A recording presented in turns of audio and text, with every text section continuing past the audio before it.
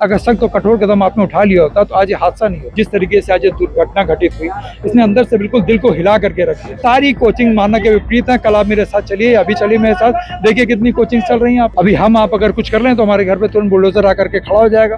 तो इसके मतलब आपने वो नजीर पेश नहीं। लखनऊ में आज एक बड़ा हादसा हुआ, उसके बाद अफरा तफरी मची और 15 लोगों की मौत हुई है और साथ ही 9 लोग गंभीर रूप से घायल हैं। हमारे साथ समाजवादी पार्टी के नेता हैं दीपक रंजन, हम उनसे बात करेंगे। दीपक जी, क्या कहेंगे? 15 लोगों की मौत है।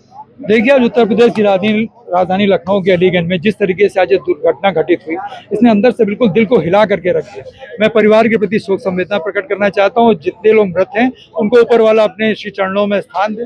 देखिए, जब से यहाँ पे आए हैं, सुनने में आया है कि यहाँ पे फायर ब्रिगेड की गाड़ी आने में बहुत विलंब हो गया। काफी देर से फायर ब्रिगेड की गाड़ी आई। हालांकि अब आज देखिए, दोषारोपण करने का समय नहीं, क्योंकि एसडीआरएफ की टीम बड़ी मुस्तैदी के साथ लगी थी। अभी सुनने में आया, मुख्यमंत्री जी आए थे, उन्होंने एक कमेटी गठित। अरे अब आज आप कमेटी गठित करो, आप तो लगातार आपके सरकार में बैठे लोग, आप स्वयं, आपके आला अधिकारी लगातार ये कहते हैं कि जो बिल्डिंगें मानक के तहत नहीं है उन बिल्डिंगों में कार्रवाई की जाए, उसको सील करने का काम किया। क्या ये बिल्डिंग मानक के तहत बनी थी? मैं समझता हूँ 8-10 साल पुरानी ये बिल्डिंग है। यहाँ पर पहले एक टायर की शॉप हुआ करती थी। टायर की शॉप अभी 1.5 साल पहले बंद हो गई। यहाँ पे एक पेट शॉप उसके बाद खुल गई थी। बच्चे यहाँ पर जमावड़ा लगा रहता था बच्चों का। क्या जो बिजली का कनेक्शन था वो कितने किलोवाट का था? क्या बिजली विभाग का कोई एक चपरासी से लेकर के कोई एक अधिकारी यहाँ पर आया? आज तक कभी आपने देखा होगा कभी फायर ब्रिगेड की गाड़ी की? फायर ब्रिगेड कभी बेसमेंट में इतनी कोचिंग चलती है? भाई देखिए, कोचिंग्स वगैरह में हम तभी तो पढ़ा पाएंगे अपने बच्चों को, जो हमारे बच्चे सुरक्षित रहेंगे, हमारे बच्चे जीवित रहेंगे। लेकिन जिस तरीके से मानक के विपरीत बिल्डिंग्स बन रही हैं, सरकारें और मुख्यमंत्री जी और प्रशासन में बैठे लोग, आला अधिकारी लगातार कहते हैं, लेकिन ना एलडीए के कोई अधिकारी, ना हम समझते हैं कि कोई भी प्रशासन का आदमी। एक ये पूरा अलीगंज आप देखिए, कोचिंग हब बना हुआ है। कितनी कोचिंग जो मानक के आधार पे चल रही, सारी कोचिंग मानक के विपरीत है। कल आप मेरे साथ चलिए, अभी चलिए मेरे साथ, देखिए कितनी कोचिंग चल रही है यहाँ पे। तो आप बच्चों के या आम जनमानस के उसके साथ आप खिलवाड़ कर रहे हो, उनकी जान से खिलवाड़ कर रहे हो। तो मैं समझता हूँ आज जो उन्होंने एसआईटी या जो भी कमेटी उन्होंने आज गठित की है, वो कमेटी जो है निष्पक्ष जांच रिपोर्ट दे, और ना सिर्फ निष्पक्ष जांच रिपोर्ट दे, उसके खिलाफ कोई बड़े से बड़ा आदमी या बड़े से बड़ा प्रशासन का अधिकारी अगर उसमें संलिप्त पाएगा तो उसके खिलाफ अगर कार्रवाई करेंगे ना, तो ये एक नजीर पेश होगी और आगे आने वाले अधिकारी को इस तरीके की कार्रवाई की पुनरावृत्ति नहीं हो पाएगी। मुख्यमंत्री हाई लेवल की बैठक कर रहे हैं इस टाइम। बिल्कुल करना चाहिए हाई लेवल की बैठक।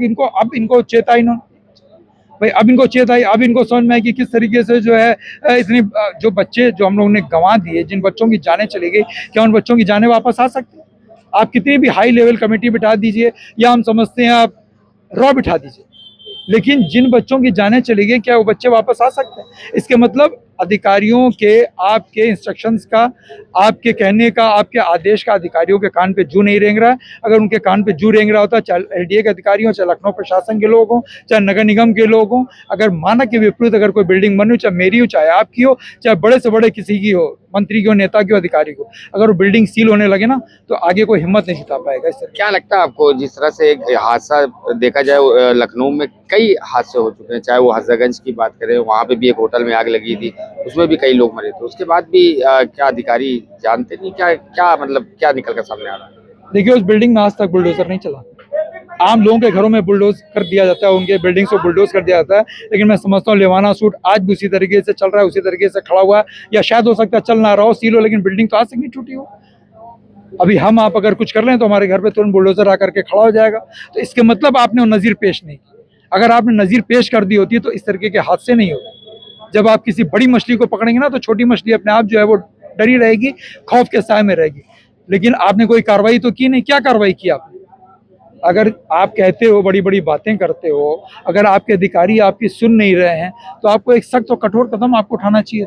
अगर सख्त और कठोर कदम आपने उठा लिया होता तो आज ये हादसा नहीं होता। ये हादसा बहुत दुखद है, इस पर क्या कह सकते हैं, लेकिन इतना मैं जरूर कहना चाहता हूँ कि इनकी जो है निष्पक्ष तरीके से जांच हो। और हकीकत आपसे बताएं, जिस तरीके से आप लोग, जब से घटना घटी, आप लोग जिस मुस्तैदी के साथ, इस गर्मी में, धुएं में, घुटन में आप लोग यहाँ पर रहे, जिसकी देन है कि आज मुख्यमंत्री भी यहाँ पे आने को मजबूर हो गए। ये तो दीपक रंजन समाजवादी पार्टी के नेता हैं। इनका साफ तौर पर कहना है कि अगर पहले से ही इस पर नज़ीर बनाई जाती, क्योंकि लखनऊ का ये पहला हादसा नहीं, इससे पहले भी हादसा हो चुका है, अगर वहां पर कार्रवाई ठीक से हुई होती तो शायद आज इन बच्चों की जानें बच सकती थी।